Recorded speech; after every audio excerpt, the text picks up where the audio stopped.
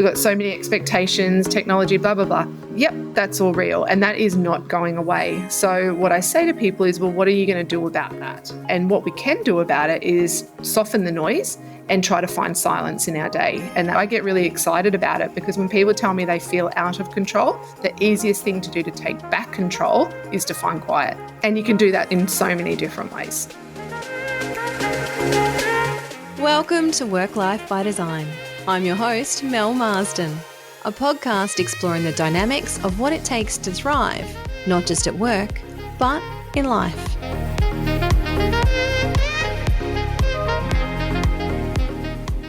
We are living in an age where we are constantly distracted, not just by the dings and pings or devices or the overwhelming volume of digital noise that surrounds us, but also by ourselves. Our minds are constantly running off on tangents, thinking about the next thing we have to do, what we're having for dinner, or that present that we need to pick up for the kid's birthday party on the weekend. It is a challenge that we are all facing. And that's where today's guest, Angela Lockwood, comes in. Ange is on a mission to help professionals, leaders, and teams cut through distractions, regain control of their focus, and thrive in a world full of noise. I've had the pleasure of knowing Ange for a number of years now, and her practical approach supporting people to master their attention is where they will unlock their full potential, enabling them to lead with greater clarity, confidence, and success. Ange is the host of the podcast Distracted, a 2-times author, the creator of the Focus Formula, and a professional speaker and coach. She has held leadership roles, including the CEO of KidSafe Northern Territory and the National Manager of Community Engagement for the NDIS. She's also been featured on Channel 9 Today Extra, the Australian Financial Review, Huffington Post, Mamma Mia, and many, many more. This conversation is not about beating ourselves up for not doing more. As you'll hear in this conversation, Ange's compassionate nature encourages us to stop managing our distractions and instead identify our focus. Now, I'm joined by the beautiful Ange Lockwood today. Thank you so much for joining me on the podcast, Ange. Oh, you have no idea how much I love being introduced like that, particularly today. It's been one of those today, Mel, I have to admit. So thank you very much for filling up my cup in the opening 3 seconds. I couldn't explain you better because I have had the great pleasure of knowing you for a few years now. And initially I came across you and your work when you wrote your book, Switch Off. And then with great fortune, our paths have crossed. And since then, we've actually developed a beautiful friendship, which I am very, very grateful for. So thank you for that. But today we're here to talk about all of the amazing things that you do to support really busy professionals with all of the things that they have to manage in their life in order to stay focused and avoid distraction. So we'll stay on topic today as best as we can. But one of the first things I wanted to start with is that you've actually got a really personal story as to why you have gone down this path yourself. And I'd love you to share that with everybody because I think it gives such great context to who you are and what really motivates you to want to support other people to be able to really thrive in this age of distraction. Thanks, Mel. Yeah, I'm often asked about why distraction, why focused. I think when people meet me, they sort of meet my energy and they go, you're so high energy. Is it that you find it really hard to focus? And in part, yes, I do. But it's a skill that I've had to teach myself because, as you mentioned, I've got a really interesting background in this and that I was always a kid who had a very busy brain. I always wanted to be involved in everything and was involved in everything. But then when I was 17, I was hit in the temple with a hockey ball. And around that time, if anyone's ever held a hockey ball, you know how hard that hockey ball is. And hitting me in the temple really, really impacted the way that I could think, the way that I could speak, the way that I could sustain my energy. My brain started to work differently. So at sort of a very pivotal age of my life, as 17 is, just about to leave school, I really had to teach myself again how to think in a new way and how to reserve energy to do all the things that I still wanted to do because I still had all the same goals. I still had all the same things I wanted to do. But now I had a brain that fatigued really quickly, I had a brain that, found it really hard to focus on more than one thing at the same time. And I thought that's what I needed to do.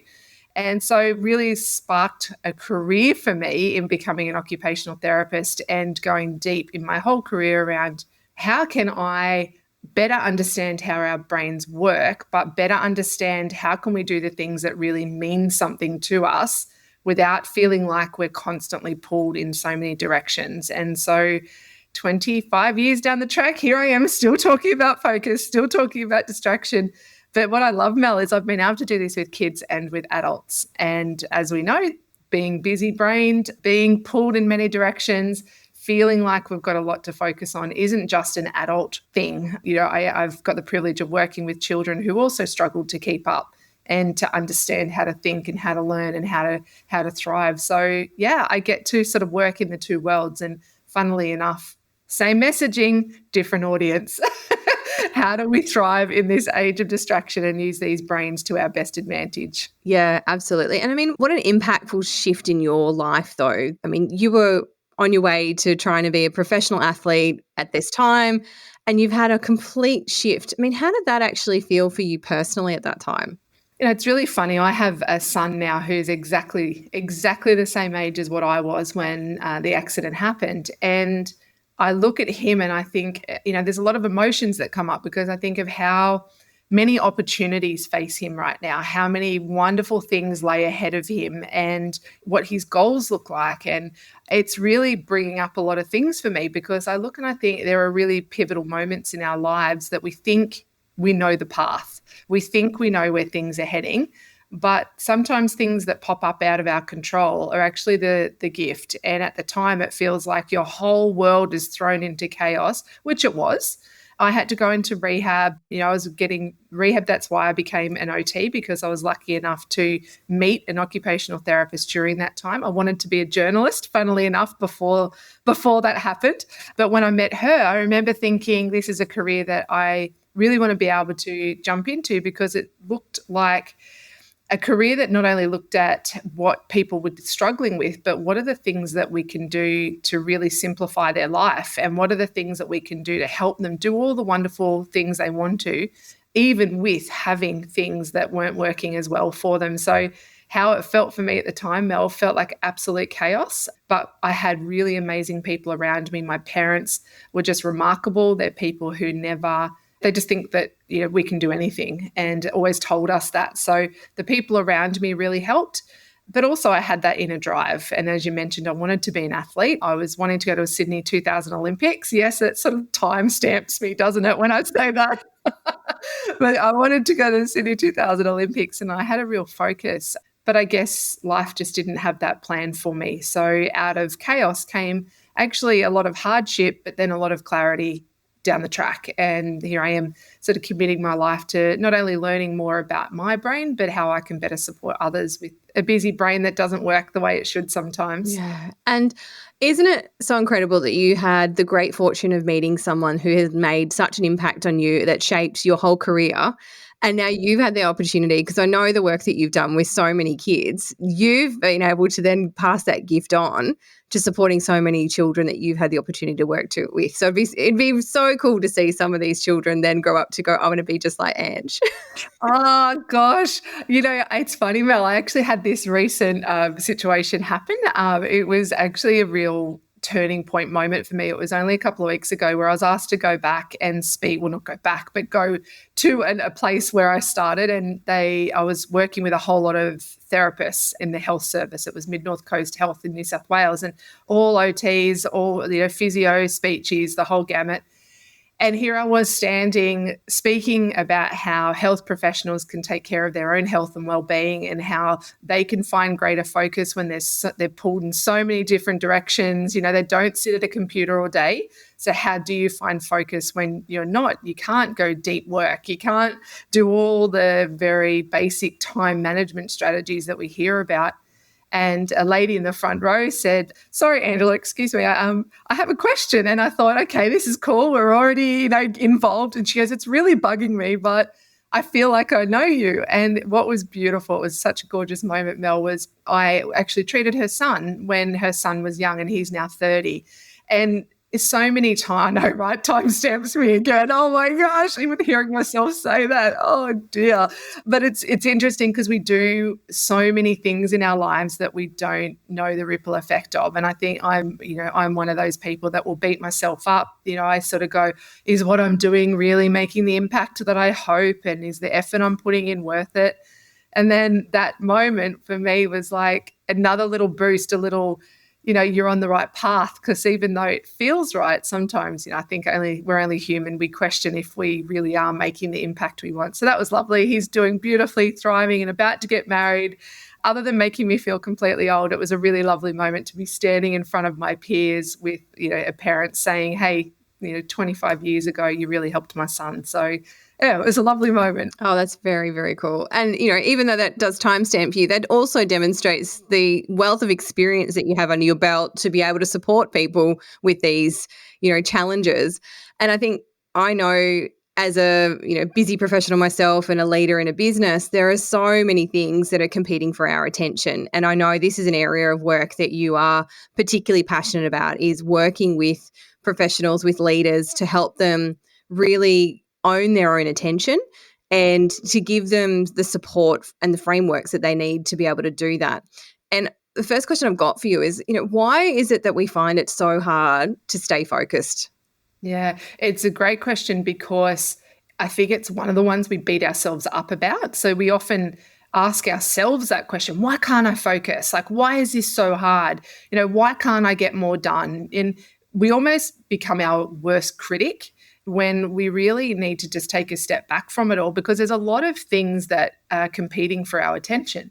There are a lot of things that constantly remind us that, hey, I'm here too, and I'm here too. And it's not just devices. And I think a lot of time I obviously get asked to come and speak about the impact of technology and devices on people's attention.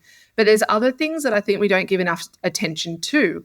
And that is things like our own mindset. So that internal dialogue of what we tell ourselves about our abilities and about, that I even just said that about sometimes I question, have I really made an impact in my own life? And so that internal dialogue is another reason why it is so hard to focus, because we have so many things that's happening within our brain that it's not just about a to-do list.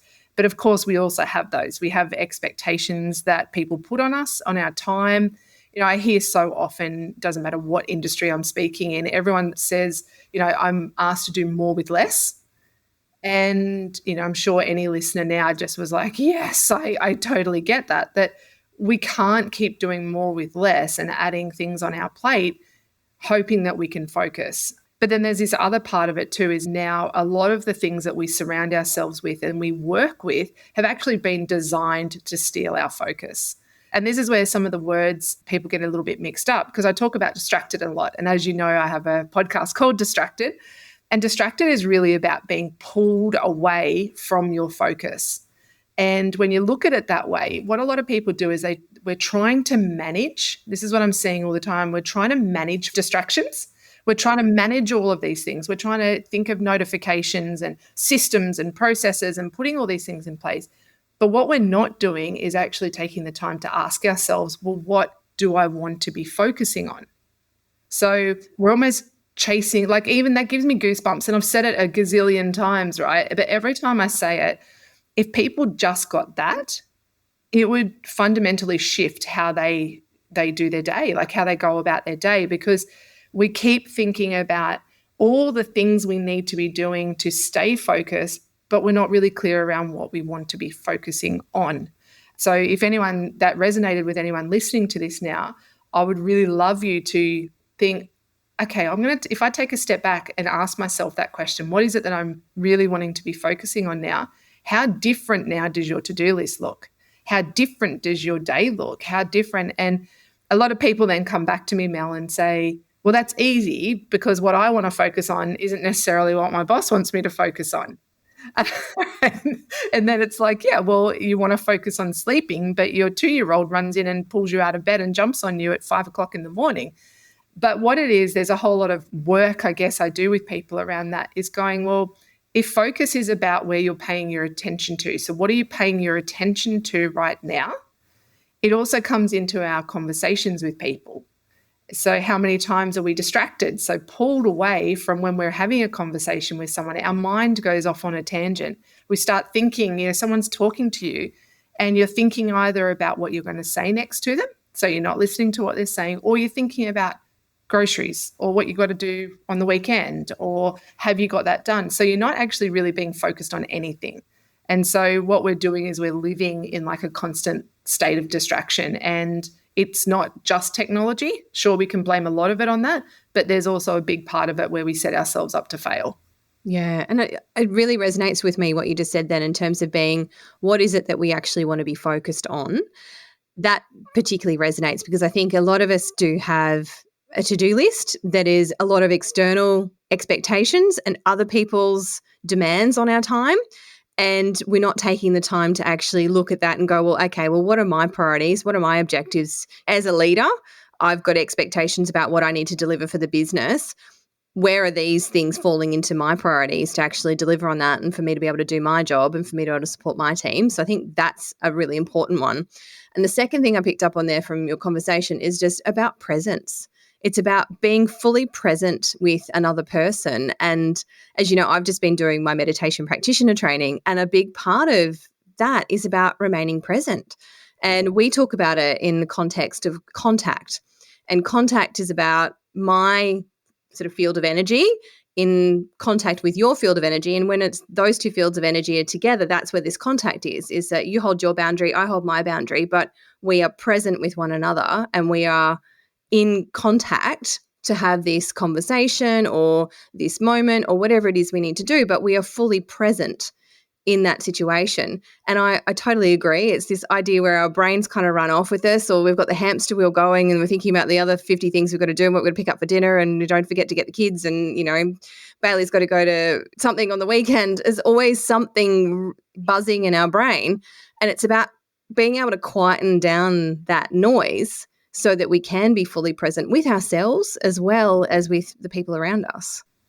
Yeah, and I love that you're doing this too, Mel, that you're on this, because I think a lot of people are realizing the power of stillness and of quiet, but that is just beyond what people think is the sitting in a ashram somewhere and doing that. I think, I wrote the book and you mentioned it at the beginning, Switch Off, and it really amazes me. I wrote that back in 2017. So that was, the tagline of that is how to find calm in a noisy world. And I keep reminding myself that, I really could republish that right now and it would probably be as current as Thanks. Thank you for holding up the book there. I have a copy of Angela's book right here, and I was flicking through it before we got on to do this, and nothing's changed. You've probably got some more recent research that you could reference in here, but other than that, the principles are the same. We're still having the same conversations, and you and I have both talked about Johan Hari's book, Stolen Focus, as well, and we have a situation that we need to be addressing, and there's so many practical tips in this book. So I'll put a link to that in the show notes as well, because I think this is the thing. Some of this stuff can be really simple, but it is the simple things that are actually the hardest things to do. And no doubt you can give us lots of insights and direction on this, but how hard is it to sit there and just not have a thought in your head? Like, that is not an easy thing to do. It sounds simple, but it's a really difficult thing to do. Yeah, and you know that better having done your meditation training. It is a skill. I used to wear it with a badge of honor when I was doing personal training back, when I was younger. And I remember everyone used to think it was hilarious to try to get me to do a body balance class. That was like yoga classes back then. And they used to go, let's go try to get Ange to do that, because I used to do all the boxing and the really high energy, crazy stuff, right? And I look back then and I used to think the fact that I didn't do those classes and I found it hard was actually a cool thing. But if I knew then what I knew now, I would have realized that actually my capacity would have been so much greater, that it would have allowed me to slow down. And, that was just a part of being young and not knowing. But the whole finding this calm space. So I'm going to go with my kids' brain on a little bit here. So the work I do with kids, and you said about that sort of energy exchange. The kids that I work with are kids who are often very high energy. They might have, they're often neurodiverse. And a lot of the times when I'm speaking with these kids, if our energy is not aligned, they'll run off on me. They don't have the skills yet to be able to be polite like we do as adults sometimes. They just take off, or they'll look at me and go, "You're boring." And it's like, okay. So I've had to really develop a lot of skills to be able to tune into, well, what does this person need right now from me?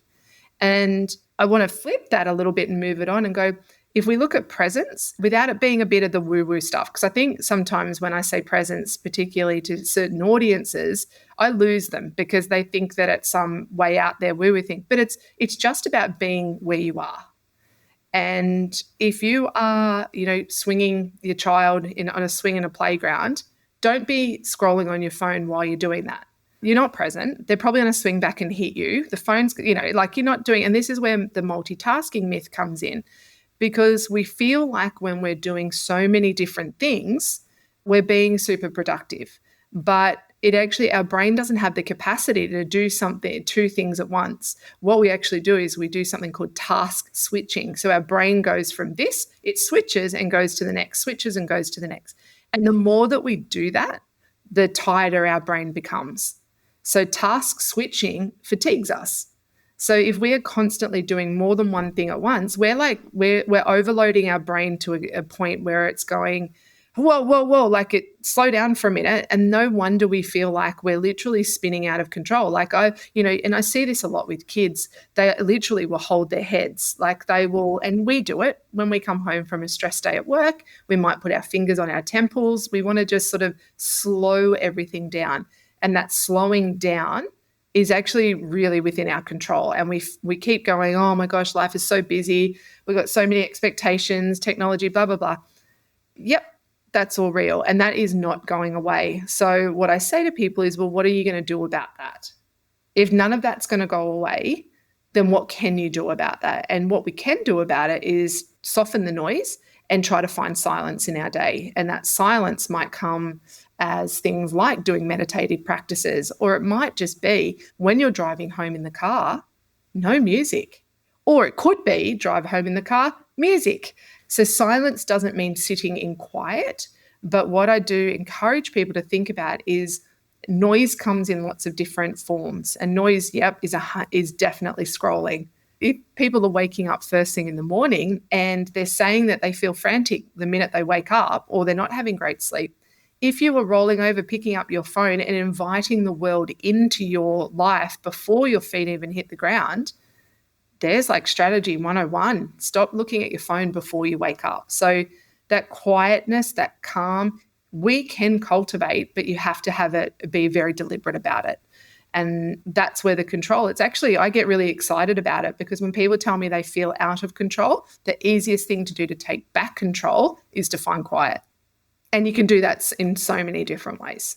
Yeah, absolutely. And like you said, what I've learned too is, again, I always thought meditation was sit there, cross-legged with little fingers and, in silence. But it's actually a way of being. It's a state of being, and it's about slowing yourself down, because that also enables you to be much clearer in, again, working out where your priorities are, so you know where your focus needs to go. Your decision-making improves as well, because you haven't got all of this noise in your head. You can be much more intentional and clearer about the decisions that you need to be making. So it does change all of these things, and it enables you to be more present with those around you, to have those deeper conversations in a way that actually needs to happen, particularly in the workplace. I think it's incredible.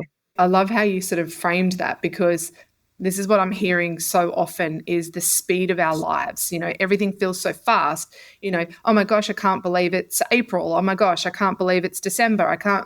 We live in a very fast world. And even with the introduction of AI, that's just made things feel even faster. And I think our biology hasn't caught up to the speed. And I think that's really important, that we're still evolving, right? It's like playing catch up. But what I'd love for people to not always, because when you're playing catch up, you feel like you're never there, but you're absolutely there. You can do all the things you want to do in your life. You probably just have to not do it all at complete once, and thinking that you can do it all at 100%. And, I know Oprah, there's so many sayings, that you hear all the motivational quotes, you can't have it all, and all this sort of stuff. But again, I'm going to go back to that original question that we spoke about at the beginning, Mel, was if you are feeling frantic, if you're feeling distracted, if you're feeling overwhelmed, if you're feeling pulled, then ask yourself, well, what is my focus right now? Where do I want or need my focus to be? Because I also get people say to me, well, just because where I want my focus to be maybe is not where it needs to be right now. And the fact that someone asked that question, they know the answer to it, right? And I do say, I go, well, you know the answer to that because you just asked me. Then ask yourself, well, where does it need to be right now? And it may not be where you want it to be, but it might be where it actually has to be. And intuitively, people know where that needs to be. It's just that we put all the noise on top of it to because sometimes it's a bit tricky, right? Sometimes it's a bit tricky or we don't know the answers. Well, sometimes we don't want to know the answer because we don't like it. That's the other thing. And sometimes we just have to do the hard things. But one of the things that sort of makes me think about is that in some situations, we can kind of put the responsibility of that externally and go, well, that's the responsibility of my employer, or that's the responsibility of my family, or these things are happening to me. But there are many things that we can do as individuals to create that control in a way around our own attention and our focus. And there are things that we can do to support ourselves. And one of the things that you've developed to help individuals in this way is the focus formula. I'd love you to sort of tell us a little bit more about what that is and how it actually works to help people regain that control and really optimize their energy, because I think that's a really important factor, is our energy management in this entire process. Thank you so much for tuning into today's episode. I'm jumping in here quickly to share with you something that I have been working on that I am so excited to be bringing to life. I've had an idea percolating at the back of my mind for a few years now.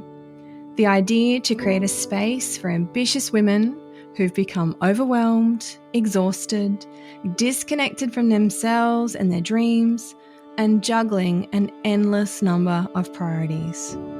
A space for these women to reconnect with themselves, their heart, and their intuition. A space where they can release the breath that they have been holding, finally exhaling. This is the space that I was looking for. And now it is finally happening. Exhale, the retreat, is your invitation to pause. Nestled deep in the Tweed Valley, this retreat is your sanctuary to switch off from the outside world and to come home to yourself. To reconnect with your heart and soul, your deepest desires, and remember the woman you wholeheartedly want to be. A woman who feels passionate, creative, and inspired by life.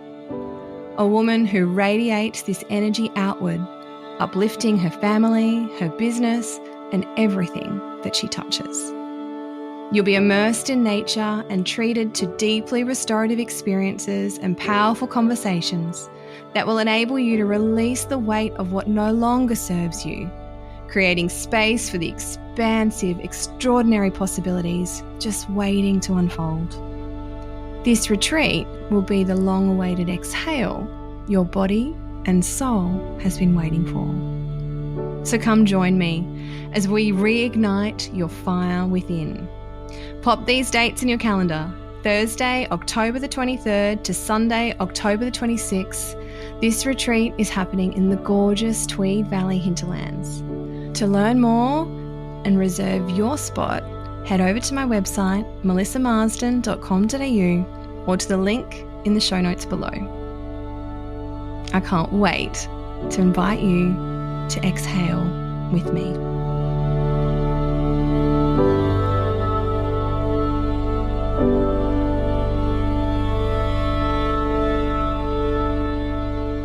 Yeah, you're right. And the focus formula is really simple, and I want it to be simple for people so they remember. And there's 3 letters. It's AIM. So AIM. And A is awareness, I is intention, and M is mastery. And look, in its simplistic form, awareness is really the first step. So if you are feeling, that you're wanting to have greater focus, then you need to become aware of where your energy suckers are. Where are you actually focusing your attention? If you're not doing it where you want to, then you're looking somewhere else. So why are you looking there? Asking yourself, and I often, when I do my workshops, I have a lot of questions, and it is in this awareness space where we ask more questions than tell more answers. And even if we look at it for our children, I do a lot of workshops in schools for parents with kids. How do we parent now in this age of distraction? And in this awareness space, looking at, well, what actually do I want them to be doing with their time? If I don't want them on devices, then what do I want them to be doing? And do they know that? And am I setting up systems in my family to help them support that?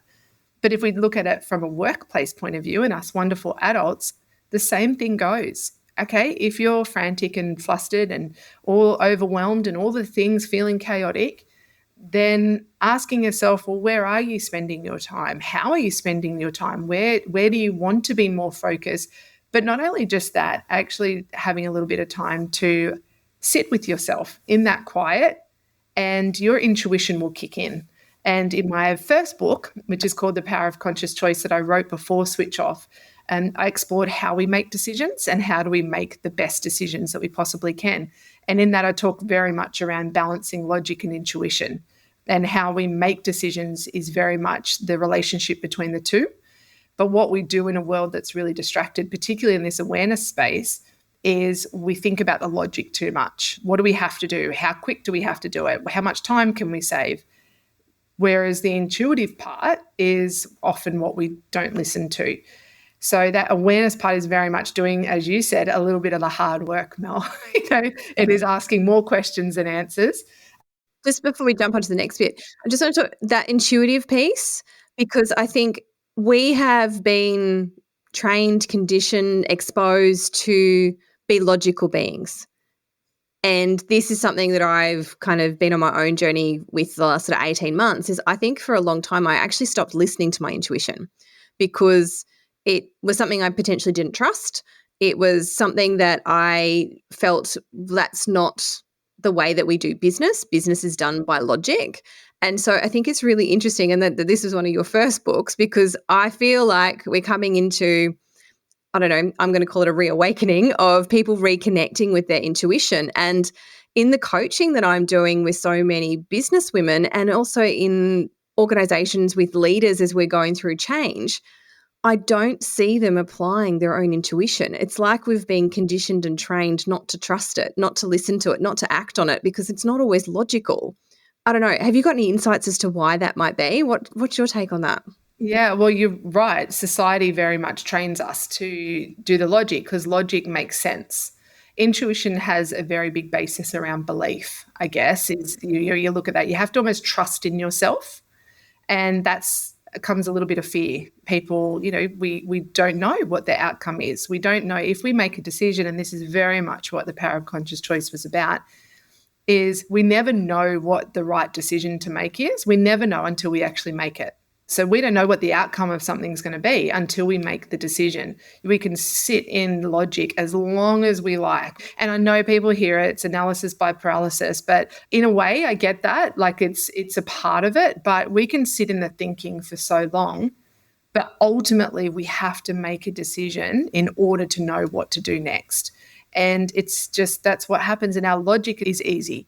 Our intuition on the other side makes us tap into things that sometimes we can't make sense of. And we often like things to make sense, that if something doesn't make sense, then therefore it must not be true.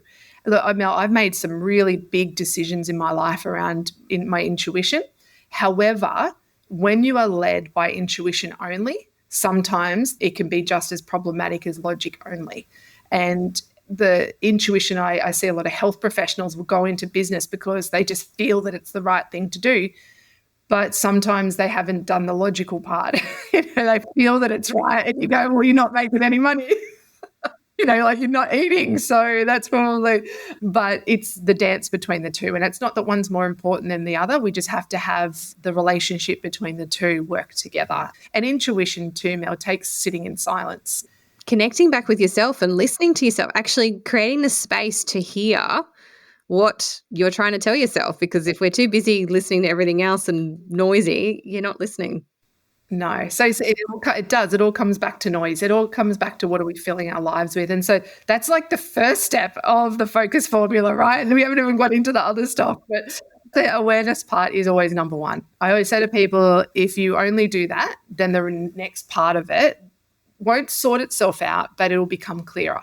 But if you try to jump into the I or the M, so into intention and mastery, then you're just adding more strategies. You're just adding green juices onto the new healthy eating plan without, thinking about it. So the I is intention, and we've sort of touched on this a little bit, Mel.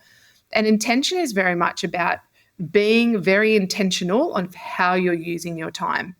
So it's like when you're sitting with somebody talking, that's what you're doing. Like you are sitting with them talking, you are in that moment. Now, if you have cut off on that conversation and you're no longer listening, well, you either have to cut that conversation off or you have strategies to help you bring your attention back to that moment. And this is where a lot of the deep work philosophies have also come through with Johan Hari and Cal Newport, was very much right now, this is the project I'm working on. And I see a lot of times people will do their dopamine quick win hits in the morning. So they'll go through and they'll tick off the 5 easiest things on their to-do list because it gives them the boost and they go, great, I'm being productive. But by the time they do that, their brain's tired. So by the time they get to their deep work or project work or important work that actually needs their energy and their attention, they're exhausted. So what do? They put it off to the next day. They do the dopamine hits again, and it just becomes this cycle of I can never get anything done.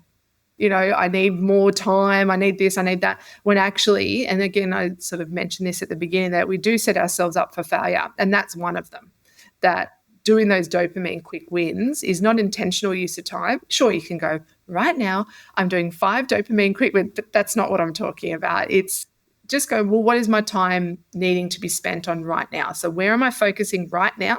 Get that done. And if your brain doesn't have the capacity to focus any longer than 20 minutes, set 20 minutes, done. I tried Pomodoro techniques. I've tried every time management technique. The one that works is the one that you'll use. And so if all these different time management techniques, if you've tried a gazillion of them and you're still looking, you haven't found either the one that works for you, or what you're doing is you're wasting your time on when you should actually be focusing on something else. Yeah. And I actually like what you said there, because this is the thing that I think is really important as well. It's not about time management. It's about energy management. We all have the same amount of time. It's how we spend it.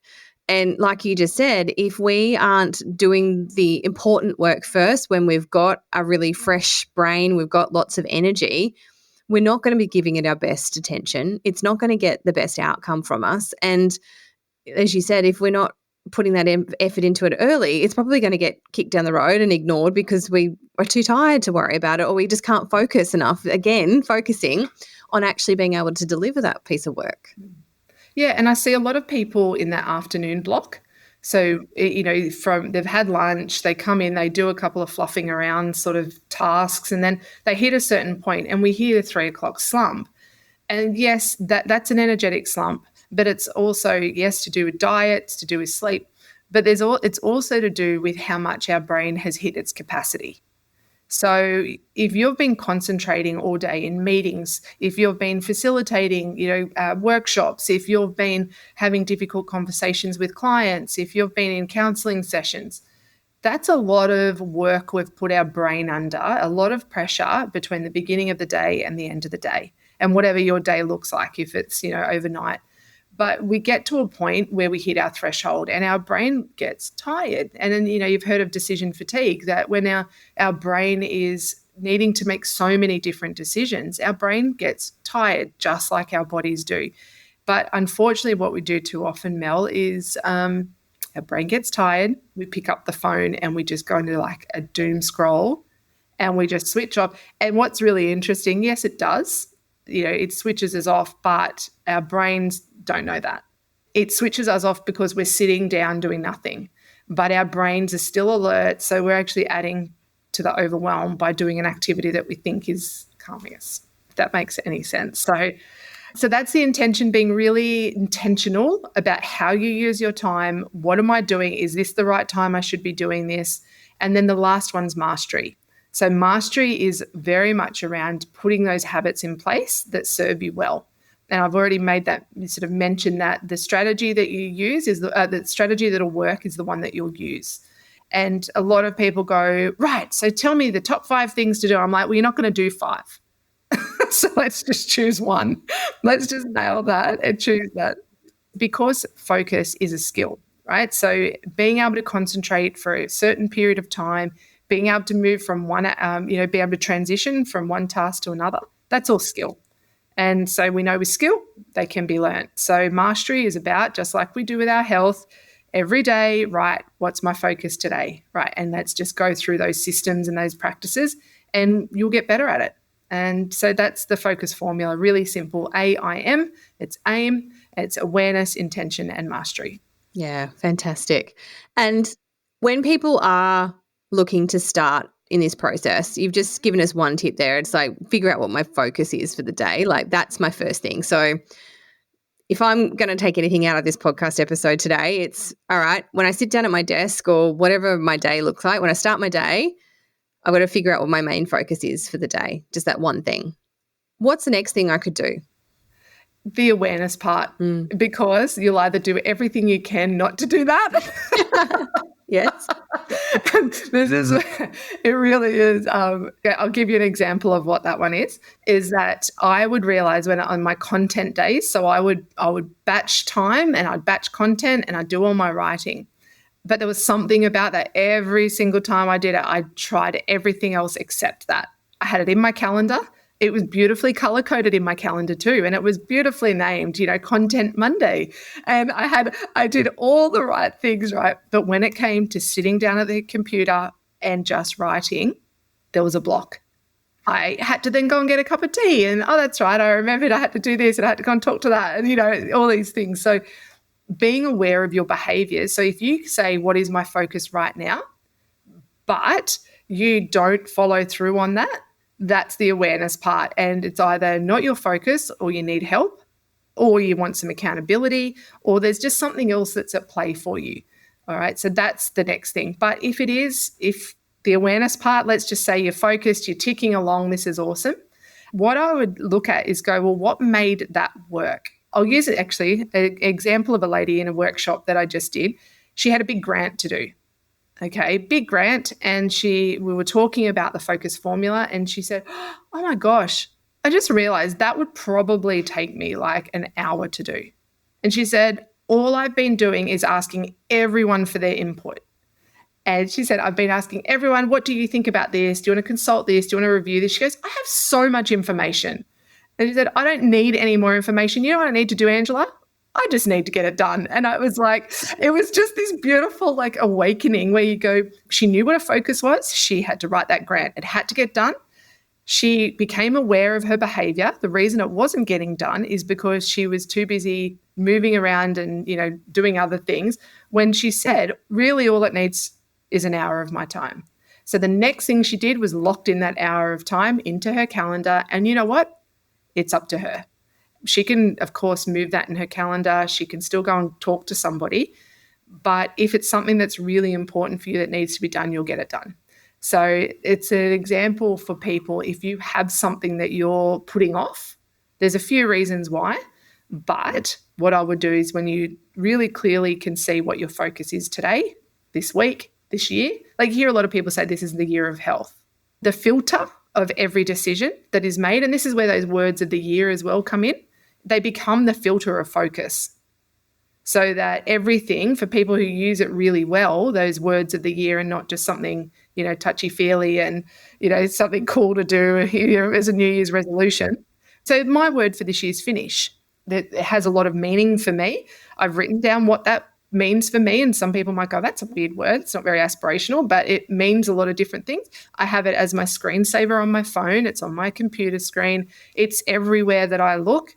And whenever I make a decision, I think, is it through the lens of finish and what that meant for me? And so you can see by when people can decide on what their focus is, and it might be focus for this hour, focus for this day, focus for this week, focus for this year, focus for this season. So it's not time dependent, right? Once you decide on what your focus actually is, then all your decisions are made through that lens. That's a really good point. And I think that's really interesting because I think sometimes we're not entirely sure where we want to be putting that focus or what the lens and that filter looks like, because we haven't got the clarity. And this is why, as business leaders, we have annual goal setting and we have quarterly plans and we have all these other things that help us set those priorities. But I think as individuals, we probably don't apply that same level of rigor or structure to supporting ourselves with our individual work tasks. So even I think breaking down, if you've got some competing project objectives at work and you've got to think about what needs to happen, it's a matter of sitting down and going, well, what are the priorities? Are there any sort of, cascading effects? What's the first thing that needs to get done? Or, what do I need to do in order to not create a bottleneck for somebody else? It's really, again, coming back and being very intentional about the contribution that you're making to that project, and then creating a plan around it. Absolutely. And I see it so many times when I'm asked to come in and help develop, or facilitate a strategic planning day, right? That the big long-term goals are made, but when the leaders go to communicate that to their team, all people want to know about is, well, what do I need to do? It is great to have those big plans and those big visions, but if people can't relate to, well, how do I apply that to my day-to-day? Then it's not going to work. And it never does. And that's I see it all the time, that the vision has to be related to people of how they use their time. Because, and we hear it, time is such a precious thing. Time is a precious thing, but so is our attention. And that's why I think we're in this age now where people are going, it feels like I'm getting pulled everywhere. My brain does not know where to focus. So how do I do this? How do I do it? People are realizing that it's not just time, it's how we use our time that is actually the real gold. Because you mentioned it before, we all have the same amount of time, but if people can become skilled and really aware, and I think that's a really important word, if people can become aware of their behaviors of how they use their time, then life just becomes so much easier. And if you find yourself, going through things, like, just be aware. It's like having Ange sitting on your shoulder. I don't care if it's me, if it's, call it some other person, but just have somebody sitting on your shoulder going, hey, guess what? You're doing that thing again. And it's not a criticism. You don't want that person that's going to sit there and go, you're such a this and you're such a that. You did this yesterday. Just have somebody sitting there on your shoulder, a really, calm, friendly voice that's going, hey, you said that you wanted this to be your focus. What do we need to do to make that happen? And so I don't want people to beat themselves up, because I get to the end of the day sometimes and I'm like, oh my God, where did that day go? Or I go, was that actually a productive day? And I might have only got one really big project done, but that was my biggie. That was my big thing that I needed for the day. So don't measure your days by all the many tasks on your list you've ticked off. If you can measure your day, has it been successful because you've been able to maintain the focus on the things that matter to you? Man, that's a whole different day. Yeah, absolutely. And you shared so much gold with us today. What is the best way for people to get in touch with you, and what can you do to support them with these sorts of big conversations within their organisations? Yeah, thanks, Mel. Well, the website, angelalockwood.com.au.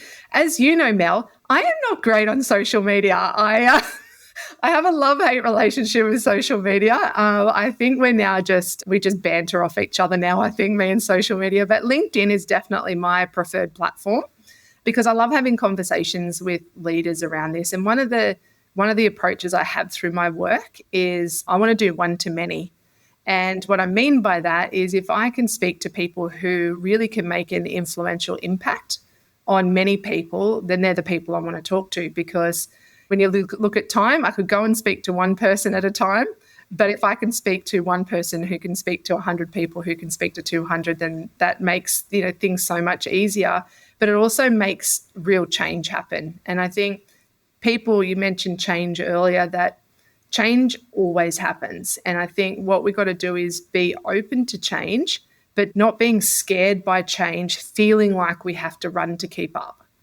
If we can just be in our flow, if we can be really aware of what our part of all of that is, then the change will just keep happening, but we'll have that sort of sense of control. So they're the people I love to talk to, Mel, on LinkedIn. So please connect with me. And if you did hear me on here with Mel, can you just let me know? Because, it'd be good to hear that you listen to the conversation. But One thing I would love for people who are listening to this, Mel, if you are in a state right now where you're feeling very chaotic, I just want you to take heart in knowing that you do have the ability to make the decisions that you need. And don't try to sit with your notepad and write down all the things you've got to do, to do this. What I would love for you to do is either tonight before you go to bed or on the weekend when you've got a little bit of time, when you're driving, maybe listening to this, just take a big, deep breath and just think and listen to what comes up. Because it's that little thing. Everyone knows what they need. We just need to quieten the noise. Pay attention. I love having these conversations, Mel, because I think in workplaces, we are so logical, right? We are so productive. Like there's metrics to what we do. There's systems, there's processes, there's structure. Like everything has a box for it. But if we're dragging ourselves through the day, if we're turning up and we're just going, God, we've got to do this again, all of that stuff doesn't actually matter. What we need to do is come in and go, well, how can I be the best version of me today? But also, how can I protect my energy? And I think that's a really big thing. I know we could probably talk for hours about the energetic stuff, but your energy is not a resource that just continues. We need to take care of it. We need to top it up. And if your brain's tired, give it a rest. That's the big thing. If your brain's tired, give it a rest. Because the more you push it, the less it's going to give you. Yeah. And your energy has an impact on those around you as well. Yeah, absolutely. And it does. And people pick up on that, right? People pick up. But yeah, thanks so much, Mel, for the work you do. I could talk to you forever. As I could too, Ange. Thank you so much for joining us. And I'll pop all of those links in the show notes for you so that people can get in touch. But I've really appreciated you coming on and sharing all your wise wisdom with my listeners. And I would love, if any of them are listening and would love to reach out to you, please do so. As Ange said, jump on and connect with her on LinkedIn. Thanks so much, Ange. All right. Thanks, Mel.